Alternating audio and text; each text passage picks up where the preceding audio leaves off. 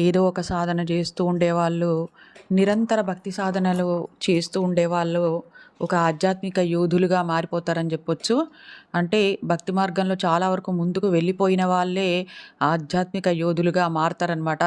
ఒక డిసిప్లిన్‌గా ఆహ్, పిల్లలు స్కూల్‌కి ప్రతిరోజు ఎలా వెళ్తారో డుమ్మాలు కొట్టకుండా, అట్లా మనం గూడా భక్తిని ప్రతిరోజు పిల్లలు స్కూల్‌కి వెళ్తున్నట్టుగా మనం గూడా డిసిప్లిన్‌గా మన భక్తిని మనం జేస్తూ ఉన్నప్పుడు నిరంతరంగా, అప్పుడు మనకు భగవంతుడు మన వైపుకు టర్న్ గావడం అనేది జరుగుతది. మనకు గూడా మన శరీరంలో ఒక ఆత్మ చైతన్యము, ఆత్మ జాగృతి, ఆత్మ జ్ఞానం అంటారు గదా! అలాంటివి కలగడం అనేది స్టార్ట్ అవుతది. ఇంకా మనకు పూర్వజన్మ కర్మలు అనేవి గూడా ధ్వంసం గావడం అనేది స్టార్ట్ అవుతది. ఇంకో విషయం ఏందంటే కుండలిని అవేకెనింగ్. కుండలిని జాగృతి అంటే, ఆత్మజ్ఞానం అంటే 2 ఒకటే అని నేను జెప్తా. ఎందుకంటే కుండలిని